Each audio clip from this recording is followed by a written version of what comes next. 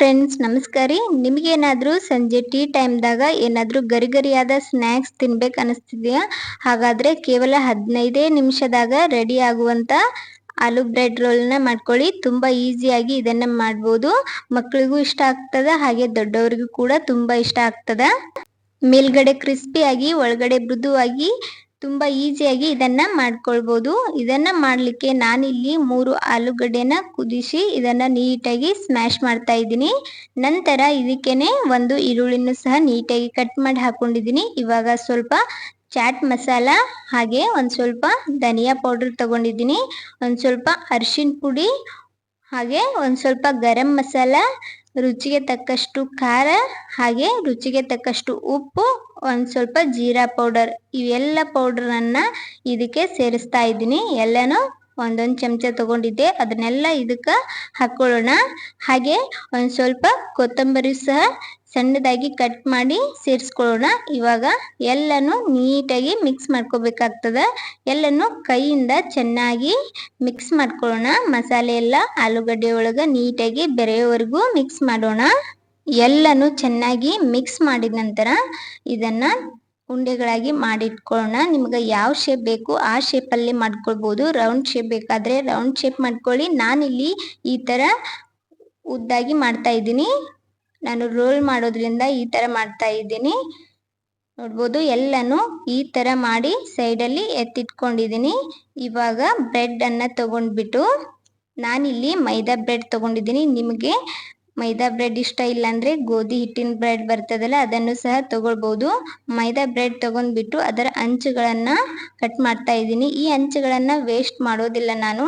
ಅದನ್ನು ಒಂದು ಮಿಕ್ಸರ್ ಜಾರ್ಗೆ ಹಾಕ್ಕೊಂಡು ಗ್ರೈಂಡ್ ಮಾಡಿ ತಗೊಳ್ಳೋಣ. ಇವಾಗ ಎಲ್ಲನೂ ಒಂದು ಮಿಕ್ಸರ್ ಜಾರ್ಗೆ ಹಾಕ್ಕೊಂಡು ಈ ಥರ ನಾನು ಗ್ರೈಂಡ್ ಮಾಡ್ಕೊಂಡಿದ್ದೀನಿ.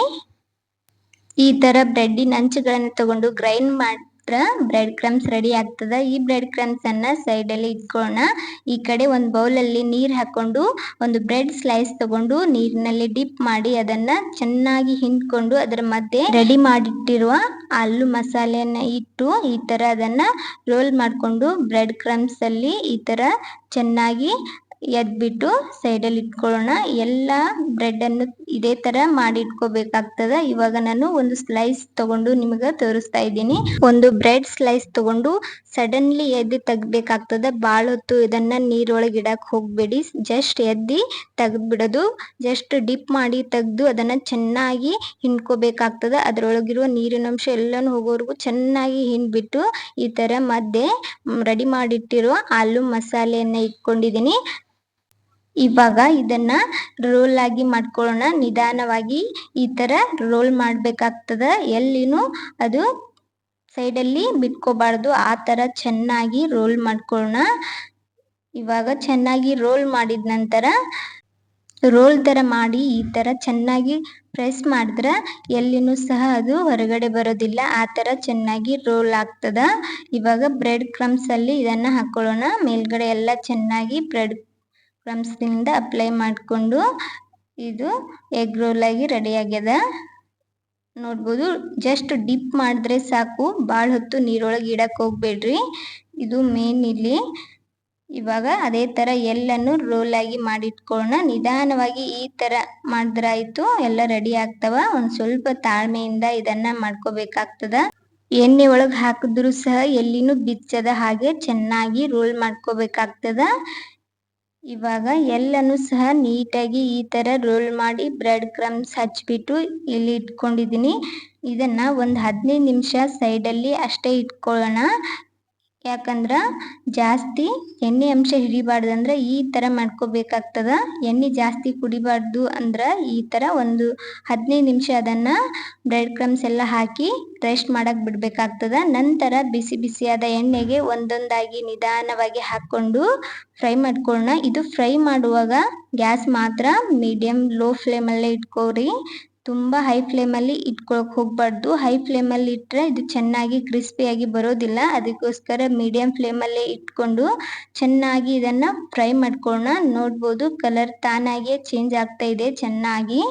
ಇವಾಗ ನೋಡ್ಬೋದು ಕಲರ್ ಕೂಡ ಎಷ್ಟು ಚೆನ್ನಾಗಿ ಬಂದದಂತ ಹೇಳಿ. ಎಲ್ಲನೂ ಈ ಥರ ನಿಧಾನವಾಗಿ ಉಲ್ಟಾ ಪಲ್ಟಾ ಮಾಡಿ ಚೆನ್ನಾಗಿ ಫ್ರೈ ಮಾಡ್ಕೋಬೇಕಾಗ್ತದೆ. ಬ್ರೆಡ್ ಕ್ರಮ್ಸ್ ಎಲ್ಲ ಹಾಕ್ಬಿಟ್ಟು ಒಂದು ಸ್ವಲ್ಪ ಹೊತ್ತು ಇಡೋದ್ರಿಂದ ಎಣ್ಣೆ ಕೂಡ ಜಾಸ್ತಿ ಹಿಡಿಯೋದಿಲ್ಲ. ಇವಾಗ ಎಲ್ಲನೂ ಸಹ ಚೆನ್ನಾಗಿ ಫ್ರೈ ಆಗಿದೆ. ಕಲರ್ ನೋಡ್ಬೋದು ಎಷ್ಟು ಚೆನ್ನಾಗಿ ಬಂದದಂತ ಹೇಳಿ. ಗ್ಯಾಸನ್ನು ಮೀಡಿಯಂ ಫ್ಲೇಮಲ್ಲಿ ಇಟ್ಕೊಂಡು ಈ ಥರ ಮಾಡೋದ್ರಿಂದ ಸ್ವಲ್ಪ ಕ್ರಿಸ್ಪಿಯಾಗಿ ಕೂಡ ಬರ್ತದ. ಇವಾಗ ನಮ್ಮ ಬ್ರೆಡ್ ರೋಲ್ ರೆಡಿ ಆಗ್ಯದ. ನಿಧಾನವಾಗಿ ಒಂದೊಂದನ್ನ ತೆಗೆದಿಟ್ಕೊಳ್ಳೋಣ.